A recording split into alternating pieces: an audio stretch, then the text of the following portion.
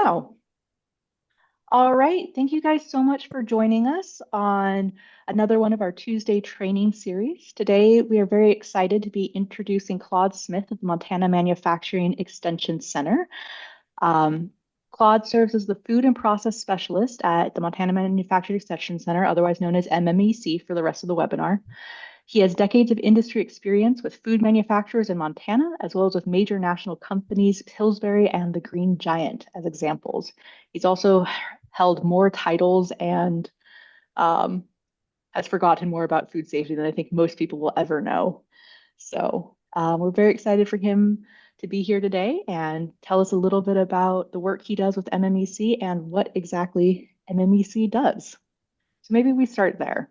Because Okay. I just know there's so many manufacturers who don't know what a wonderful resource we have in our state. So I what can I? started I Mhm. started in food manufacturing in 1983, Pillsbury Company. And as Anna said, I've worked in maybe 16 or 17 factories, 6 states, mostly in operations, but a lot of time in quality assurance as well. I've built facilities, I've designed facilities, I've project managed greenfield operations, lots and lots of food safety training, just the whole thing, a long career. I said a minute ago, and I'll mention it again, that my role with MMEC is as a consultant and advisor. I am not regulatory in any way, shape, or form. I have had FDA people attend my training classes, but you can certainly, and I encourage you to talk to me about anything you think might be a violation or might be something you're not sure what the regulation is. I'll help you with a solution. The last thing I'll say about that is that because of my background in manufacturing facilities, I'm very much a practical person. I'm not an academic. I didn't spend 15 years in a micro lab at a university anywhere. I've always walked the plant floors. I've been there on weekends shoveling and sweeping and doing all those things and a number of different food manufacturing technologies. There's very little food manufacturing technologies that I don't have some, or in some cases, a great deal of experience with. Excellent. So we're really lucky to have you in Montana, and we appreciate that for sure. Can you tell us a little bit about the history of the Montana Manufacturing Extension Center and maybe the mission of it? Each state plus Puerto Rico has an equivalent. So there are 51 of these, and they fall under the umbrella of MEP, Manufacturing Extension Partnership. It's a federal program. It's administered by NIST, and essentially it provides a given amount of funding to each state, and then the state has to have a partner, whether it's the state itself or a university. There has to be a state partner as well. It's not entirely federal at all. Federal is a proportion. In our case, it's about a third of our budget. MSU is our partner. Montana, the state government is our partner with us, and they provide some of the other funding for us. In essence, the mission of all the MEPs, and really honestly, we have one of the longest, clumsiest names, Montana Manufacturing Extension Center. It's just a mouthful, so we go by MMEC whenever possible. But essentially, the mission is to serve and promote small to medium manufacturers. And that encompasses anything from equipment selection to employee training, lean manufacturing, teaching, ISO standards, anything that elevates small to medium manufacturers in their field, in their business, hoping and helping them to succeed.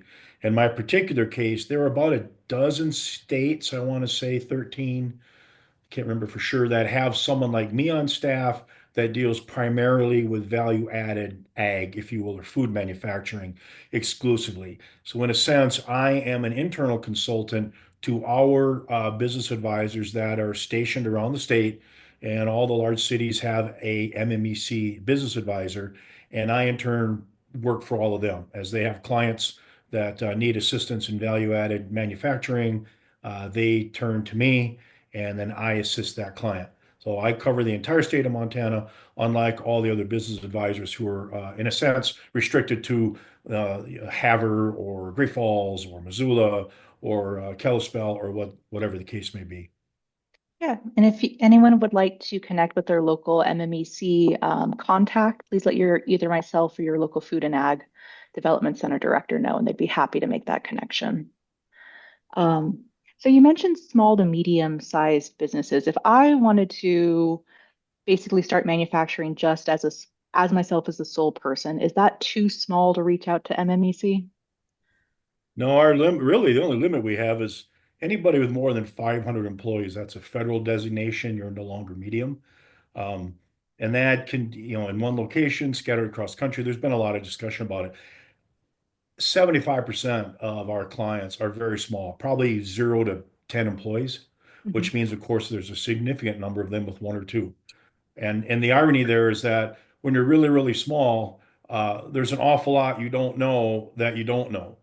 Yeah, And that's where we can help, but sometimes we can't really help unless we're invited in to help. And if you don't know that you don't know things, many times it's too late. You get in trouble and then say, oh, wait a minute, I didn't even realize I was supposed to, whatever that is. So part of what we try to do is to get the word out, Chamber of Commerce's, development authorities, anywhere we can to let people know we're available. Our rates are about one half to maybe 40% of private industry because again, we're subsidized, but also we work pretty much exclusively with manufacturers. So if you're an insurance broker or you're a, auto body shop repair person, that's not in our wheelhouse. And frankly, it's probably not in our mandate unless you're doing something that we can twist the definition into being manufacturing. absolutely. Um, and I think I was seeing a report that not only is Montana one of the easiest places to start a small business, Yes, but we've also been having some of the fastest manufacturing growth in the country, which is really that's correct. exciting. Yep, that's correct. We Mhm. have a lot of little manufacturers. Mhm. If you go to Ohio or Pennsylvania, there will be, a number of manufacturers, but they tend to be much larger, on average than what we have in Montana. We are rural, we are scattered, and we have a lot of small manufacturers, which is really neat to meet these people, scattered all over the state. And so many of them come from food or ag backgrounds too, or working with value-added ag, just because we're such an agricultural state. Yeah, the manufacturing industry is divided into different federal classifications in terms of what they're doing. Lumber Mhm. products is metalworking, that sort of thing. In Montana, far and away, the number one category of manufacturing is value-added ag. And it's not even close. It's something like 30% more individual manufacturers working in, if you will, food manufacturing, value-added Mhm. ag, than second place. You don't really think about that. You don't see it a lot. But the fact is, we've got food manufacturing all over the state more than any other kind. Which is really No, I'm in exciting. a meeting. Um, and so you mentioned that occasionally, especially with these small manufacturers, we often don't know what we don't know. What are some of the common mistakes that you see or things that you wish people knew when they were starting out? And I'm sure that could be Well, at like several hours alone. well, as I said, a lot of times I don't know how to help somebody until they're mired in the muck, right? And then we have to untangle that ball of string. Um, I think primarily, and people don't get in a lot of trouble. I probably said that for effect. It's Mhm. more about what do I do? I get a lot of questions about what do I do now, or what do I do next, or how do I, right? Mhm. And fill in the blank. And I think that's logical. Generally speaking, in Montana, folks have an idea. They've got a product, they've got an idea, they've got a grandma's recipe, they've got something. Okay, they've got something, and they go through these stages of growth. Right? They make the decision that I'm going to make this stuff. I'm going to sell it at a farmer's market, and it becomes very popular. And then they think, well, gee, the grocery store in the corner and whatever, I could make a little more. And so I'm going to do that. I'm going to keep doing what I've been doing, just more of it, right? Mhm. Instead of spending 3 evenings a week in the kitchen, I'm going to spend five. Yeah. At 12, wait, I don't have 12 evenings. What am I going to do? How do I grow? But at the same time, I've never had anybody come to me and say, yeah, I'm ready to take the next step. And I've got $10 million I don't know what to do with. Maybe we should just build a state-of-the-art manufacturing facility. I've never had that happen. It'd be Mm. nice, but it doesn't happen. So intelligent growth, right? Bang for the buck. So really, that's primarily what I get is something related to growth questions. How can I Mhm. make more without becoming bankrupt, right? How and then what dovetails with that most of the time is, and then how do I get my product out into distribution? If I learn how to make more and everybody who tries it likes it, how do I get it in front of more eyeballs? What do I Yeah. do? And to be truthful, MMEC, all of the MEPs, we don't do a lot of marketing. Starts to get past, right? It starts to get a little past what our charge is. Our charge is to help you make the stuff. I have connections, I know people, but the whole marketing thing is fascinating to me, and that's where people will tend to struggle is getting it in front of the consumers. The internet helps, but I don't know a lot of people who've been wildly successful with internet food sales. I think there's a little bit of a myth chasing that thing. But in any case, to summarize, mostly I get asked questions about growth, about affordable growth, about staying out of trouble, of course, but how do I make more units with the labor I have? Can't find six more people to work for me. So what do I do? How do I Mhm. take the next steps? Yeah. Which is always like a good problem for a business to have, probably better than the, oh no, we're not making enough sales, but also just as tricky to like manage Yeah, those yeah. unknowns. Yeah. And Yeah. I've of course I've had folks come to me with FDA issues and things like that where they failed a GMP audit or a third party audit or something like Hmm. that. And we can fix those things. A lot of time I what I tell folks is I respect cleverness. It's pretty easy to solve problems with $1 million. Okay, you don't need me to do that. But I respect cleverness. There are generally clever ways to solve most of your issues. Okay. Hmm. Generally, there are.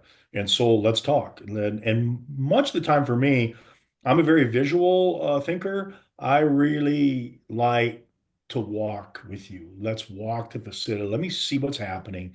Let me see how you're doing things. And I've been in so many facilities. Doesn't take me long. I don't need to see every nuance. I know what a freezer looks like, right? I know what a truck dock looks like. I just need to see it all and see how things are going. And usually we can help people. We always have. I don't think we failed at anything, in the last 5, 6 years in That's a terms pretty of good track anybody run. coming to us. Yeah. Yeah, yeah. Well, and it's not complicated. We're not shooting people to the moon, Hmm. right? We're not curing cancer. And pretty much what we do in food manufacturing is pretty well known. I don't know of any products out there that are so radically different that no one's ever thought of them before. It's usually variations on a theme. We do about 6 or 7 different processes to make food, right? That's Hmm. what we do. We chop, we fry, we bake, we freeze, we cool. It's just that's what we do. What the ingredients are is what changes, and the combinations. That changes. And maybe the packaging size, but it is what it is already. But one consistent through all of that is just maintaining really good, high quality food safety as well. And that's another service that you offer through PCQI classes and HACCP classes as well. Yes, when I originally took this job, I thought I really enjoy automation, equipment, facility design, those sorts of things. I really enjoy that. And I get some of that work. I don't get as much as I thought I would get, right? Because of the world, because of the way things have changed, I'm sure 60, 70% of my work is food safety. And I never anticipated that. Now, if you don't know, HACCP is a standard a practice in the food industry for providing a food safety framework. And the company who invented it is Pillsbury, who I went to work for in 1983. And the person who invented it is Dr. Howard Bowman. Back then, we called it PSHCs. It wasn't called HACCP. It was called Physical Systems Hazard Control. Well, so I learned HACCP from Dr. Bowman. I learned HACCP from the people who invented it. And at the time, that wasn't a big deal. That's what we did. And I went on with my life and I moved to Green Giant and other companies and just carried it with me. But when you look back on it now, it impresses people that how'd you learn HACCP? Some online class? Did you go to some university somewhere? No, I learned it from the people who invented it. Mhm. It's in my bones. It's what we do. So yes, I spent a lot of time teaching HACCP, both public classes and then also by request for an individual business, if you will, location. And preventive controls, human food is another class that I teach.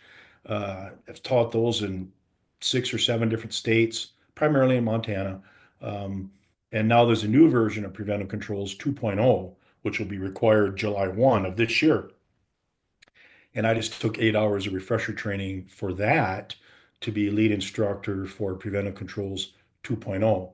Before anybody gets excited, if you're already a PCQI, here come the acronyms, you've already attended a preventive controls class and received your certificate, you do not have to retake the training. You do not have to update your certificate. But going forward from July 1, the curriculum is enhanced. It's 2 more hours at least of class time. It's more in depth, Mhm. but you are grandfathered in with your existing PCQI. Excellent. And then maybe just for the audience, both here and watching later, at what point does a food business need to consider getting a PCQI certified individual? The law says there's two things, and you'll see this a lot in food manufacturing. There will be FDA requirements, okay, Mhm. and they'll say one thing, but there also will be customer requirements. And the funny thing about food is that we have the potential to make people sick or injured, unlike a t-shirt manufacturer or computer keyboard manufacturer or whatever, right? And because of that, there's an awful lot of attention paid to the legalities involved, lawsuits, harm, all those sorts of things.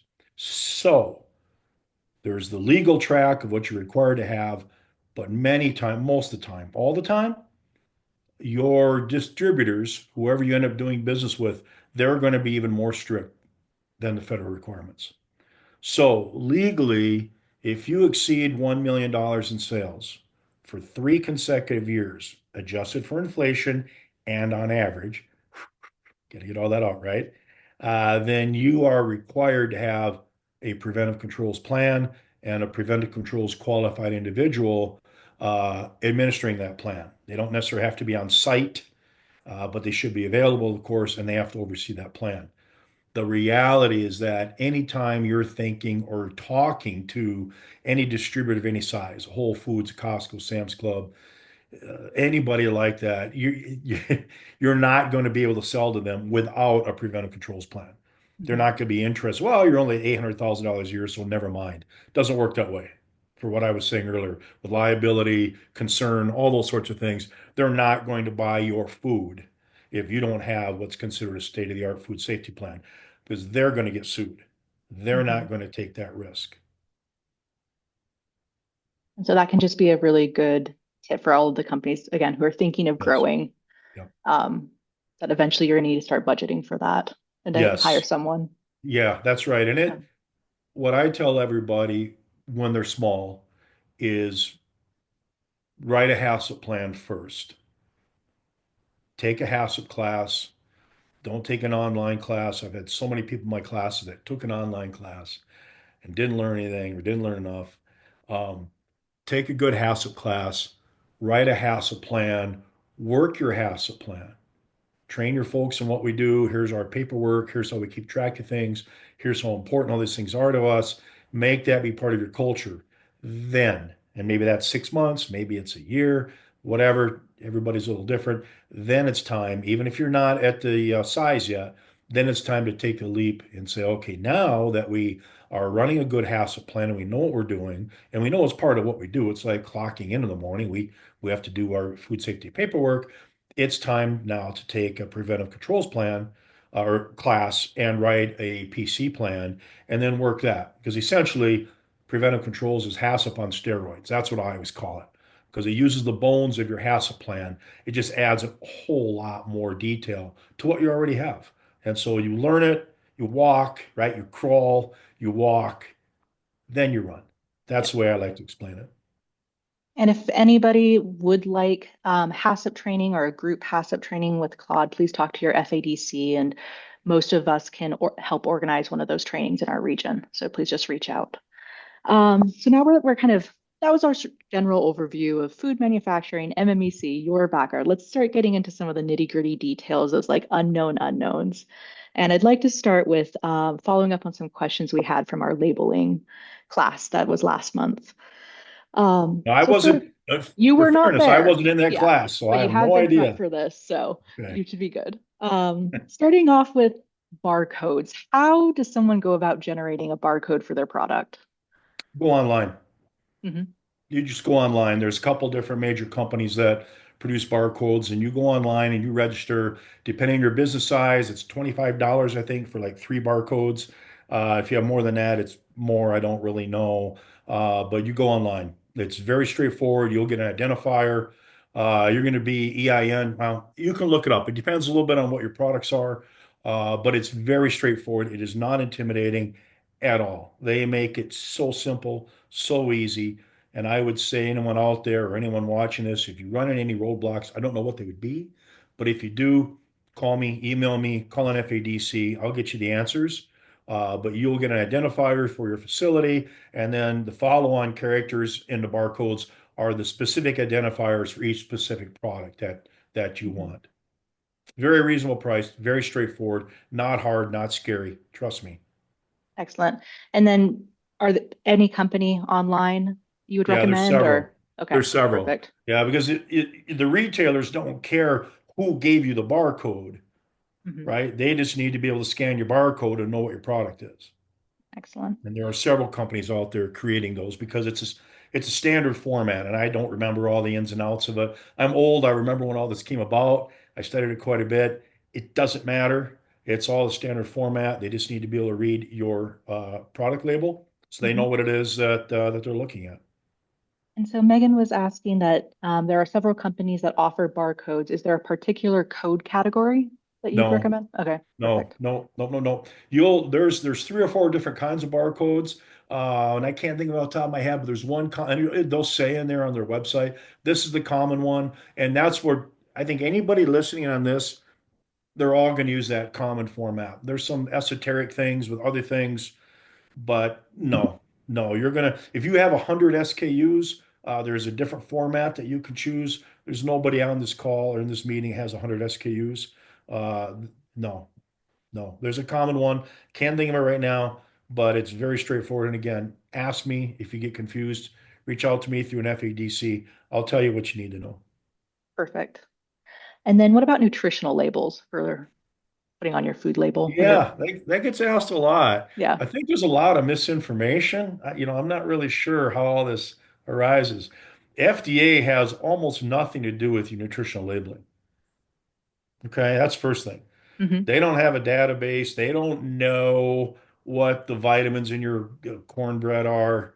And to a large extent, they don't care.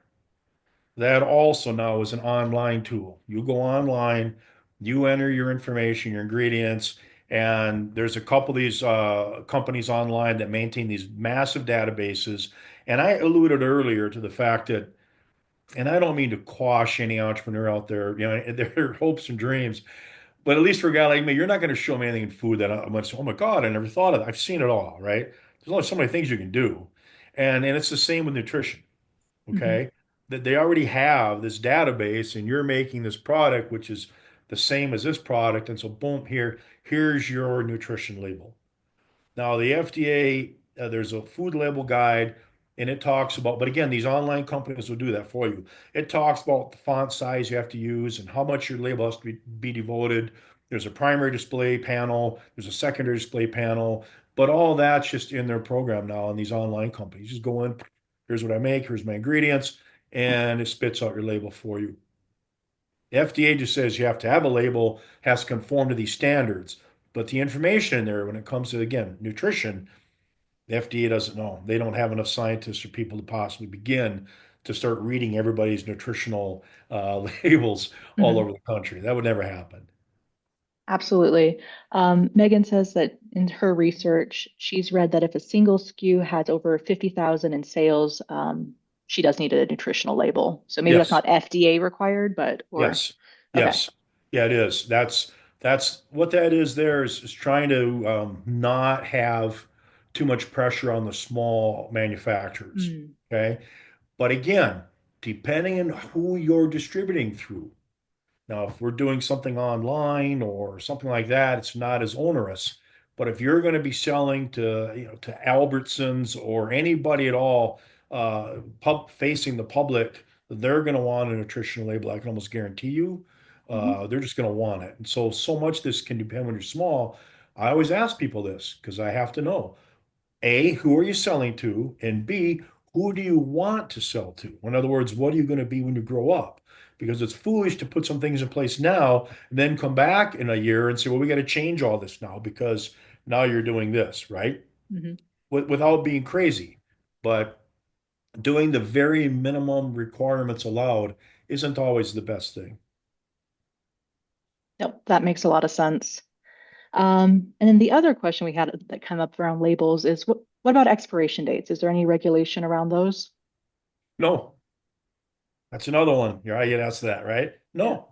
No, there isn't. No, you can do whatever you want. You can say whatever you want. Mhm. And I'm being facetious a little bit, but no. FDA has no idea if your cornbread lasts 6 months or 4 years. They don't know. Why would they know? How would they even? They don't know that. It's entirely a quality statement.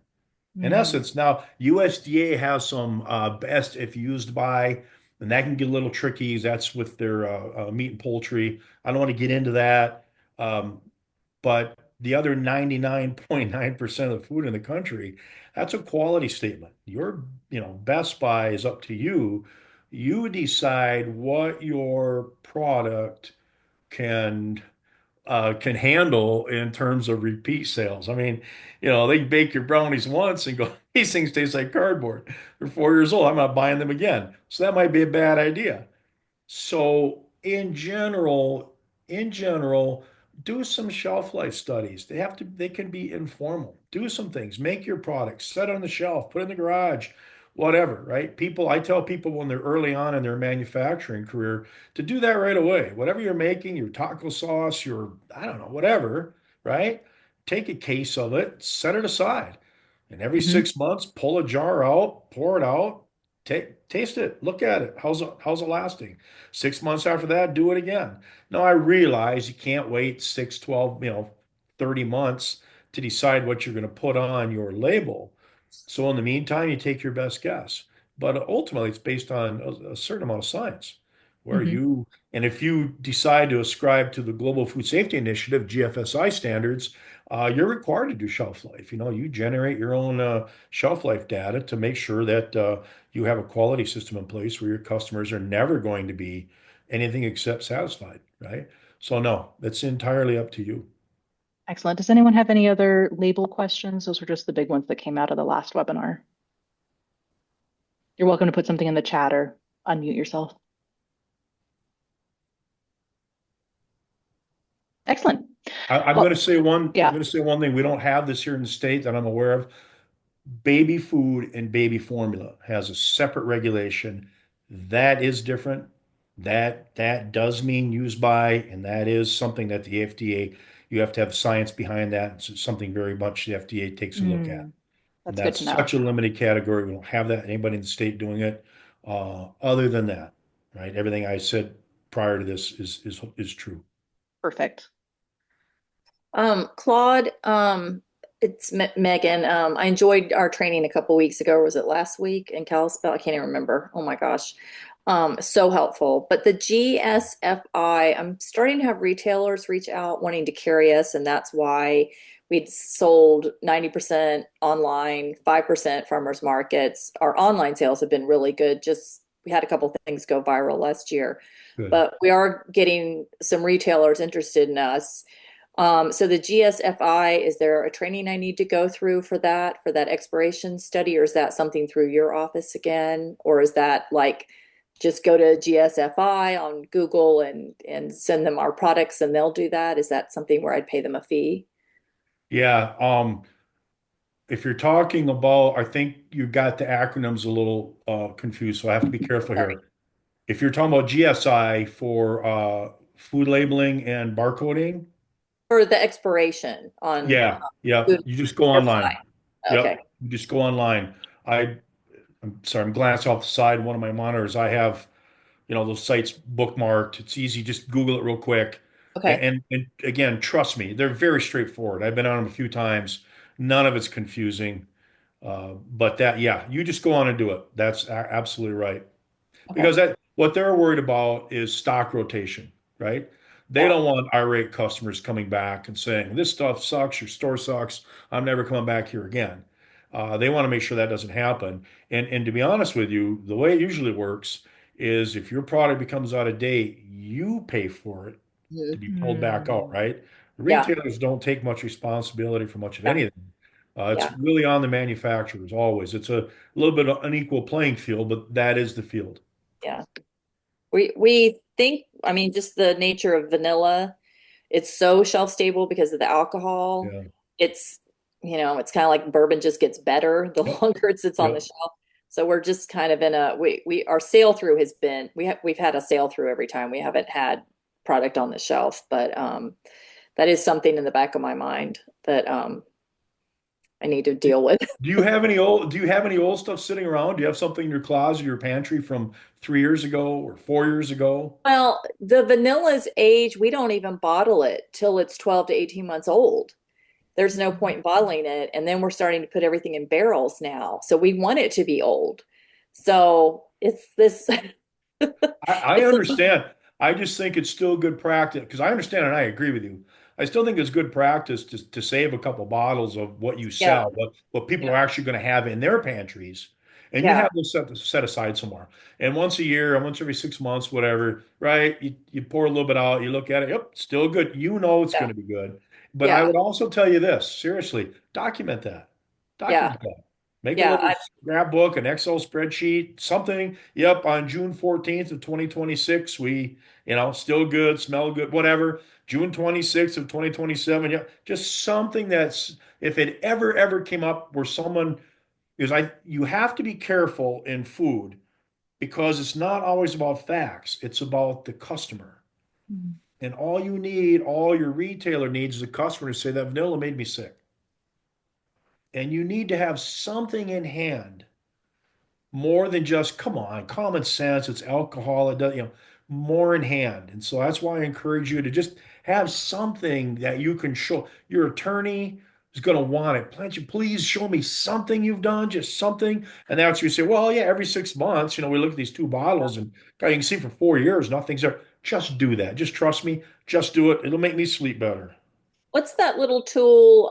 It's like you use it to measure bricks. So we use that on our maple syrup, but there's another one you use to measure your alcohol content.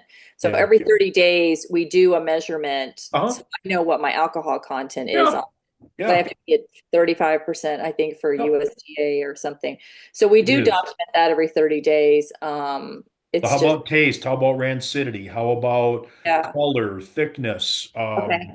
Right? You have three or four qualities that we call those organoleptic qualities, color, taste, bitterness, rancidity, transparency, whatever you can think of that matters to you. Just humor me, build the case so I know you got this little check sheet. It's all dirty and wrinkled because it's 4 years old. It's in a clipboard on the side of the wall, but it's filled out every 6 months. Now you've protected yourself if it ever comes up. Okay. Good tips. Love it. Yep. Excellent. I'm also happy to open this up to questions generally. If you have any nitty-gritty stuff, just keep in mind that in about 10 minutes or so, we'll turn off the recording as well, and you can ask questions then too. Yeah, let me have it. I Yeah. can't wait. Yeah, so people are thinking of them. Claude, when would I need to register my facility with the FDA? At what point? Right away. Yeah. Right? The After 9/11, a year or two later, the FBI went to the FDA. They were concerned about the nation's food supply being deliberately contaminated and potentially causing untold amount of of Hmm. woe and harm. And the FDA had to come clean and say, we don't really know because there's always people popping up, making this, popping up, making that, closing down. We're not, we don't know. We don't have an extensive, complete database. So the FBI Anti-Terrorist Act was passed, whatever year that was, a long time ago. And in there, it said that if you process, pack, or store food for human consumption, that you have to register with the FDA. Hmm. And the Food Safety Modernization Act says that you re-register every 2 years now. So you go online. It's very easy. It's straightforward. You have to register first or whatever it is, become a login, whatever, create an account, and you register your facility. It's not onerous. They're not asking a lot of, weird government type questions where you might, you know, but you need to register. It's important so we understand our nation's food supply, who does what. And, they talk about if people don't, there could be repercussions, there could be legal action. There never has been any, and there isn't any, there's nothing in there that, oh my gosh, you've been in business 2 years and haven't registered, you're going to pay a fine. There's none of that in there. None of that at all. You just need to register, and it's pretty painless. And then, as I said, and you'll get an email notice every 2 years saying, "Hey, time to re-register." And there's a couple questions there as far as what might have changed, or if you're bigger, or added more products, or whatever. So, as soon as you're manufacturing, packing, or storing food for human consumption, go online and register your facility. Now, let's say I'm a spice blender, right? I'm working out of a commercial kitchen. Do I need to register as a FDA facility, or does the commercial kitchen need to The register? kitchen should be registered Okay. and they should have the various things going on in there in terms of products. Hmm. But I imagine there are some kitchen managers who might say, no, it's up to each of you to register. And I can see it going both ways. In general, if you're a business, okay, regardless of where you're making your stuff, you should register.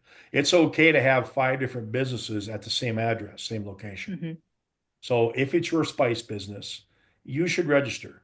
Although, as I said, I think there's, at least I've heard of some kitchens where they get everybody registered and they stay current with that. I don't have any firsthand experience, but either case, somebody somewhere has got to have you and your little spice business in the FDA database. Perfect. So that would be a good question for new entrepreneurs to be asking once they're moving out You of their got it. home kitchen space. Yep, that's correct. Mhm. So another question that's come up a lot with some of my clients is that they've been buying jars and packaging material off of Amazon and are kind of just noticing that that's costing a lot. Do you have any recommendations that? No, it's something we've been kicking around quite a lot. The problem is Yeah. bulk, right? Purchasing in bulk. The large packaging suppliers, many of them are distributors themselves, right? They're in turn buying from the actual manufacturer, Mhm. but they're a distributor, so they're buying in bulk. They don't want to be bothered. That's part of the issue we have in Montana. They don't want to be bothered stopping by and giving you 12 jars. They just don't, they're not going to do that. They're just not. Plus, they don't want to buy 12 jars. They want to buy 12,000 jars. And so when you're small, it is really, really difficult to get your packaging costs under control. One of the ideas that we, meaning MMEC or Claude, has been kicking around for about a year or two is some sort of buying group in Montana, some sort of loose affiliation, some sort of supply chain group. I'm not talking about monetary commitment or anything, but just to get an idea of, and there may even give some folks the idea that, well, maybe I should standardize my jar size. It could be because this is the size we can get. And if we can get a truckload of jars or half a truckload into Kalispell and another half a truckload into Billings or whatever, and then the folks that belong to this buying group, they swing by, they pick up their pallet or half a pallet or whatever, and probably cut their packaging costs by 80%, to be honest with you. Is enormous savings. That's probably worthwhile. That's probably something that would benefit everyone. Um, but we haven't really done much on it. I'm busy. Everybody's busy. Uh, if we were in New Hampshire, we wouldn't be having these conversations.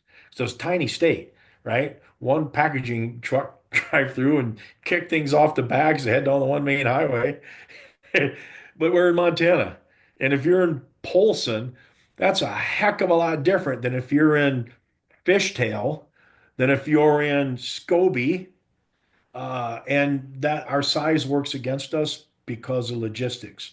But no, I wish I had some wonderful, cool insight to how you can save money. Uh, all I will tell you is that I am aware of one arrangement in the state. I won't say any names, where they are relatively close, these two food manufacturers geographically, and the one is quite a bit larger than the other. and they stumbled across packaging or something, seminar, something. And the larger one said, look, I'll just add to my order for you. I get a way better price than you do. I'll add to my order and I'll have my gal in our, box truck head down the road 40 miles, whatever it is, and get you your pallet once a month. And I'll charge you, $50 for the trip. And that's worked out great for everybody. So I guess the only thing I can really say is become really good friends if you've got a larger manufacturer nearby who's using some of the same packaging. Buy them a beer, do something. Maybe you can piggyback. I don't know. No, that's a good idea. And then if anyone is interested in the, I don't know, buying group in a Yeah, particular region, like maybe around a city, Great Falls or something, yeah, reach out to your FADC and just let them yeah. know as well. Yeah, I think, Anna, really, I think that's Hmm. something that FADC should be looking at. I should be looking at. We should put Yeah. some kind of horsepower behind it because I think it's going to be hard for some of our entrepreneurs to ever succeed if they're paying 3 times for packaging what somebody in Hmm. Ohio is, with a comparable product. That's a killer for business. Yeah. And it doesn't have to be that way because I've worked in packaging factories, Hmm. right? We just make pouches. I don't care who buys them.